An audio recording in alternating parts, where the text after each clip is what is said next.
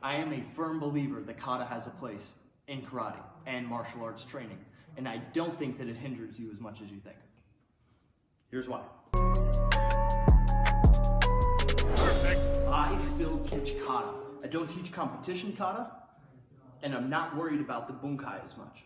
One of the main arguments of karate is that kata is pointless and it wastes your time.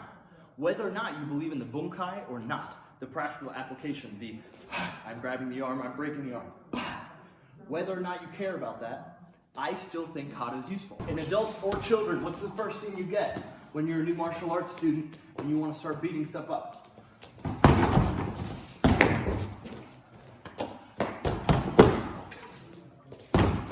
You get bad body position, you get bad balance, and you get footwork that sucks. If you have the time and you're practicing karate recreationally, you're going for a belt, you're doing it for goals, karate is super helpful because it works on balance and body positioning and understanding of muscle mechanics. Personally, I think all types of kata have their space, even where it is the hard, very sturdy, traditional style, or it's the flashiness, the competition kata where I'm going, right? Both of them have their purpose, whether it's cardio, of those really flashy, like crazy katas where you can control your breath, and you contract all these muscles in the abdomen during different katas, like Tensho, or Sanshin, right? Just because I'm not doing bag work and punching something specifically doesn't mean that I'm not doing good for my body. For beginners who are just starting off and they just want to punch stuff really good, it's really good for patience. There's a terrible punch here. A lot of the time what you get when people start off, like these weird, ow, that hurt, or like these weird haymaker punches that come from weird places and hit with different parts of the finger.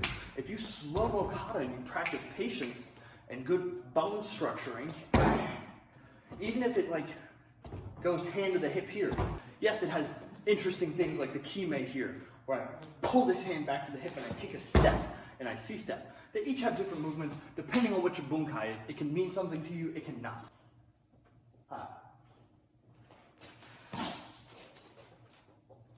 Regardless, it has a place. It has a purpose. We're not even going to talk about bunkai. Bunkai is the one reason that 90% of, I would say 50-50. It's broken up 50-50. There's the people who do competition kata, whatever, the XMA, whatever it's called, extreme martial arts, I think.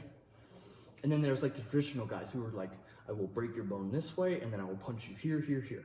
I think that both of them have merit, but I don't even want to talk about them. Let's talk about why it's good for patients and kids especially. I know that if I can get a kid to sit through a very slow kata where they work on exactly where their entire body is and gain that body awareness, hey, go out the other way. Not only the muscle memory, but the body awareness, understanding where my balance is. If I'm standing like this and my feet are right on top of each other like this, I have bad balance. Body weight distribution, all of my weight on one foot, all of my weight on the other foot, how to transition that, how to go from one to the other. Pull counter right here, going from a front stance to a back stance, or a cat stance, if you will. You can dive deeper and have those applications for kata that are way past just the bunkai. You can have those applications for kata that are past the bunkai, that are past competition. So if you want to pursue karate, but everyone's telling you, don't waste your time on all that other stuff. If you have the patience for something like kata, you will gain good attributes from kata. For my father's karate school here in Virginia, we have a day where we do kata, and then we have a day where we do sparring. And for every kid that I watch do their kata, I can tell them exactly how they're going to spar the next day.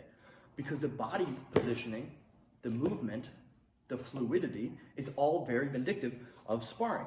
You can train in kata and understand movement, those basic body mechanics that you have, the weight distribution like I talked about before, translate directly to sparring. I've seen it with my own eyes, where I know that if a kid's standing up tall in his katas, he's going to fight like that. He's going to be up here, which means he's going to have a really hard time moving backwards or forwards because he's going to be stuck with these feet right next to each other. I can tell you the kid who keeps his legs straight the whole time is going to have the same problem. Whether he's too deep or not, he's going to keep those legs straight. I know the kid that's going to be too deep is going to be too rooted in its place, which causes the same problem where you can't really move.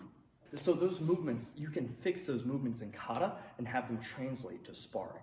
Anyway, I digress. There's my rant about kata. If you like this and you want to hear me rant about other stuff, or you want to see me kick things or punch things, like, subscribe, turn on the notifications. Follow me at Sensei_Seth on Instagram. If I haven't already, the phase Sensei footage will be up soon, I promise. I'm working on it, so turn on those notifications and get ready. until next time, subscribe or I'll kick you.